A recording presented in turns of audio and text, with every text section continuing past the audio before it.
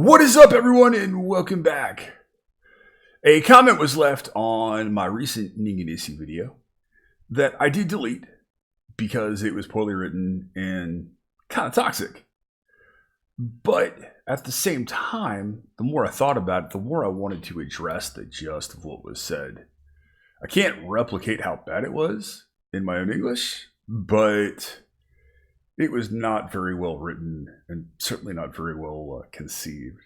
But the gist of it was Asian music is boring and unoriginal. And the person said that I should stop listening to it and covering it.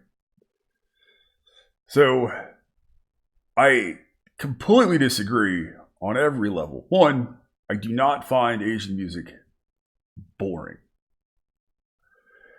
Two, it's impossible for any band to be completely original. That's just not going to happen. There's a limited number of chords and notes out there in the musical spectrum. So you're never going to be completely original.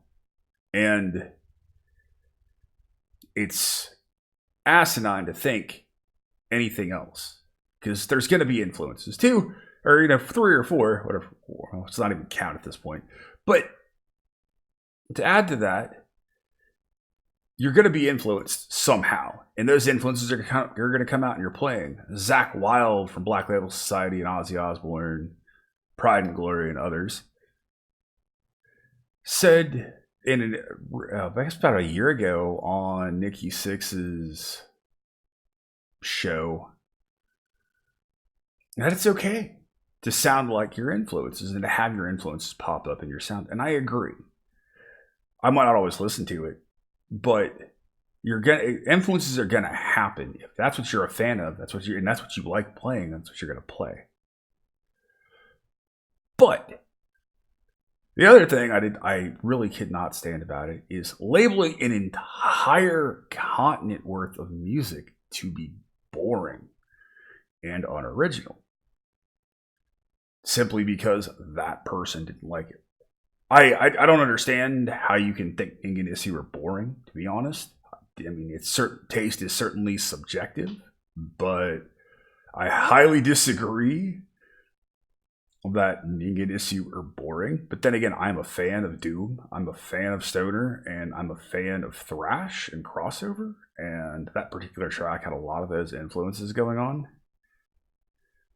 The other thing, before I get too deep into it, is if you're going to troll on the channel, at least be intelligent about it. Dropping a bunch of curse words or poorly written, ellipsis abuse filled posts and not even capitalizing or using punctuation other than ellipses, it's just sad. I mean, I give you intelligent videos. At least you can give me intelligent trolling. So if you're going to troll me, do it right. Don't do it sloppily, lazily, and unintelligently. I mean, give me more to troll you back with, because it's probably what's going to happen. I mean, it's fun. I try to refrain from doing it, but I like trolling the trolls. So there's that. So at least do it right. I mean, don't resort to ellipsis abuse and words in all caps, which, by the way, are not emphasis as far as I'm concerned. It's yelling. And a bunch of mindless curse words. Be intelligent and articulate in your verbal assault or your text-based assault. So there's that one. But how many times have you guys that are fans of Asian music, Japanese music, Taiwanese music, Indonesian, Malaysian, and a lot of scenes that have some really killer bands, have you heard it? The Japanese scene gets it the worst from what I've seen because it's popular. VK is very popular. VK is short for Visual K for those of you that are watching the video going, what in the world are you talking about, Baldman? But how many times have you been called a weeb? Or something similar because you're a fan of Baby Metal or Duran Gray or The Gazette or Luna Sea or X Japan or many, many other really fantastic bands out there. It happens more frequently and for some than I would like to see. And for some reason, a lot of that tends to get directed at the Japanese scene. Japanese scene has been amazing for me as a fan, as a critic, and as a musician. It's been amazing for the channel. I'm not going to lie about that. It's really what took this channel upwards from 150 or 100 to 150 subs to over 7K, which in itself is not a huge number, but I'm incredibly happy with every single one of you that's here. And there's so many good bands. One of the things I love about Japanese music specifically is how they treat bass players. Some styles of music and some based on different continents, bass players aren't utilized the way they are in Japanese music. Looking at Duran Gray, Toshia has a huge role. Bands like Oral Cigarettes, bands like the utterly incredible power trio Sokoni Naru, their bass player, she's got such a prominent role in that band, and she's such a huge part of that sound. You hear it with Rita in the Gazette. You hear it with UK in Muck. You heard it with bass player in Mijabre. There's a lot more emphasis on bass work and bass playing being a bigger part of the sound in Japanese rock and metal. I mean, it's bass players always been important. Bands like Anthem and the older school set like X Japan and Loudness and a lot of those guys. So I love that about Japanese music. I also love some people. It's certainly a taste thing here, but some people love or don't love the vibrato Latin vocals that happen in Japanese rock and metal and those styles. Personally, I think their vibrato usage is just incredible. You listen to guys like Tatsuro from Muck, who's just amazing with the way he uses his vibrato. You listen to some of the really interesting and very different ways that Kyo from Duran Gray will use vibrato, and he'll use that technique in a vocal style that really isn't driven off technique. It's just driven off where he's trying to push his vocal. Because I'm never going to say he's a technical singer so much as he's just this emotional ball that's able to do things with his voice that boggle my mind. Though you are hearing him to use more technique, and I know he has been taking vocal lessons the past couple of years to not blow his voice out anymore live. But listen to a guy like Ruki from the Gazette, who's not a natural singer. You know, he's had to learn and grow and become a better singer and put that hard work in. You know, he's got such an interesting vibrato. The singers, multiple from Wagaki Band. The vibratos there are really impressive, and the way she's able to use her vibrato. I don't know what he's going by anymore, but the now former, I guess, singer from Mijabre and what he was doing. There's so many good examples of that in Japanese music. And I don't find that boring. I find that inspiring. Are they utilizing styles that other people have done? And it doesn't seem to me sometimes that Japanese rock and metal is kind of catching up. Sure. I feel like they kind of got into the new metal thing in the late 90s, early 2000s when it was really insane over here, and you still hear a lot of bands utilizing that, and they're slowly catching up. You're starting to get a lot of the metalcore and deathcore stuff happening in Japan. Power metal's always been a big thing. The explosion of power metal bands coming out of Japan has been insane, especially a lot of the all-girl rock and metal bands, especially the all-girl rock and metal power metal bands that are happening.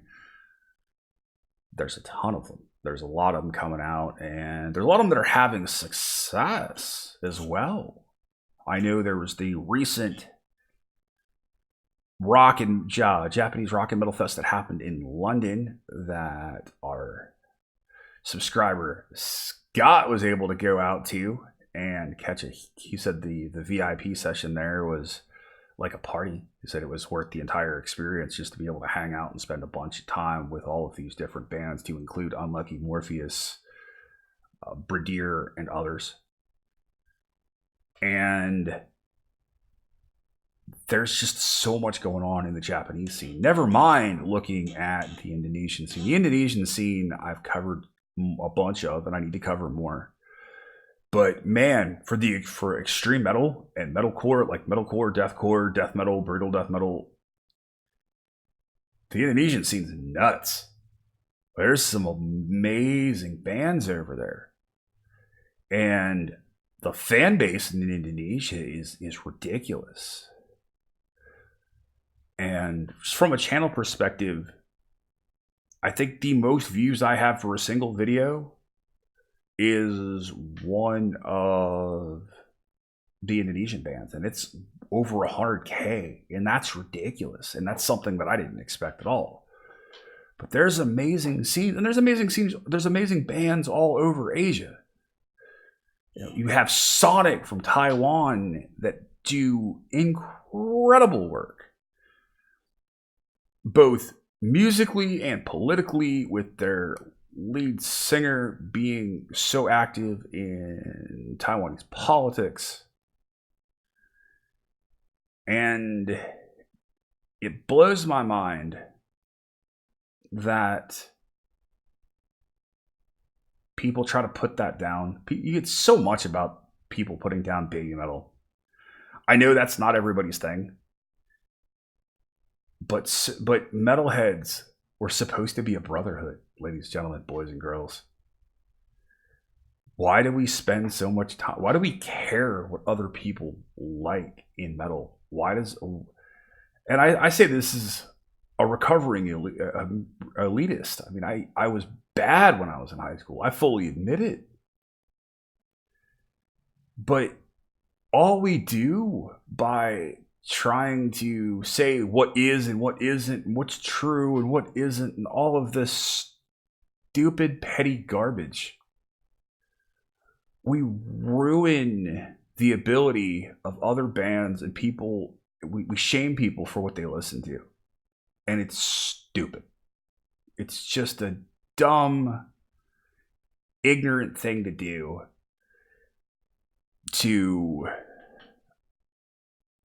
And I don't even know what you're trying to accomplish by doing it. I really don't. We should be banding together, showing each other stuff that we love, and feel comfortable doing that. It's why this channel exists. So I can introduce bands to people that haven't had a chance to hear them to different audiences, and you guys can introduce bands to me, which I can then introduce to other audiences.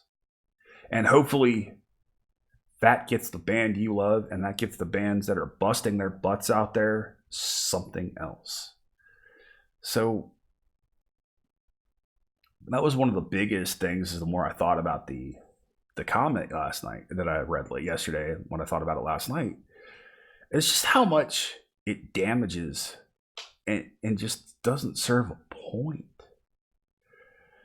Guessing by the name, the individual was probably Portuguese or Brazilian, and I don't cover the Brazilian stuff as much as I should. I don't have as many Brazilian bands feeding me stuff. But I cover the Portuguese scene a lot. I love that scene. That scene's like family. I work with so many bands, and I cannot wait to go over there next August. That's going to be amazing. But don't think that by telling me not to cover Asian bands, I'm going to cover Portuguese scene more. It's kind of hard to cover a scene more than I already do with them, because I cover the Portuguese scene a lot.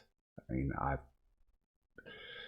I've got more content coming. I'm even wearing my shirt from the amazing guys in Equileft, who are Portuguese. And as soon as I figure out a better way to adhere stuff to the wall behind me, there will be Portuguese related stuff up there advertising those bands every time I shoot a video. So believe me, we cover them too. But we should be working together, not against each other. And just because you don't like something doesn't make it bad. Just because I don't like something doesn't make it bad. It means I can't get into it. But it certainly doesn't mean that if you like it, I'm right and you're wrong. It means that our tastes are different. Because truly, when it boils down to it, there is no right or wrong answer on what you like. But don't shame somebody else for the fact that you don't like it.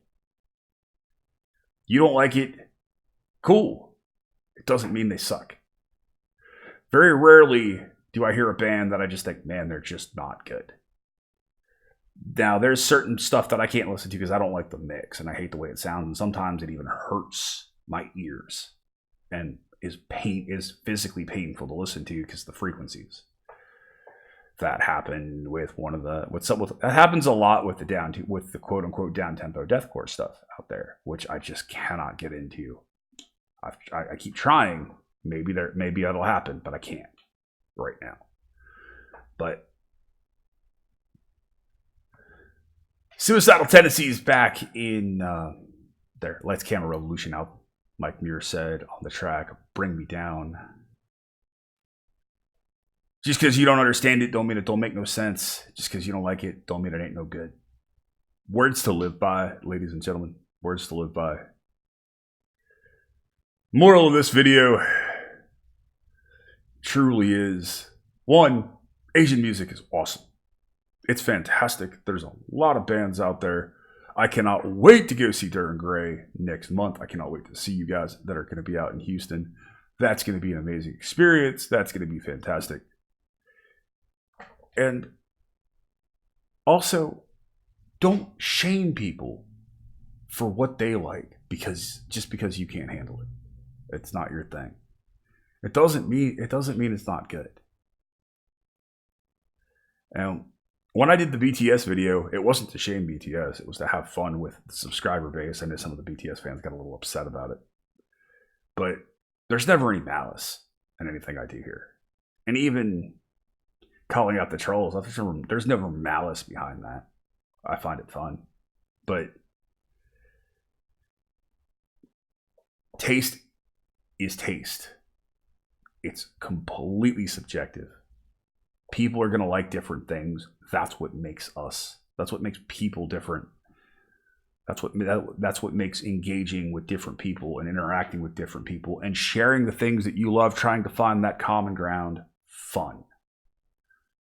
So, love each other. Be excellent to each other. Don't shame people on taste and open your mind to different stuff. And don't think that because you don't like something, it's bad. It just means you don't like it.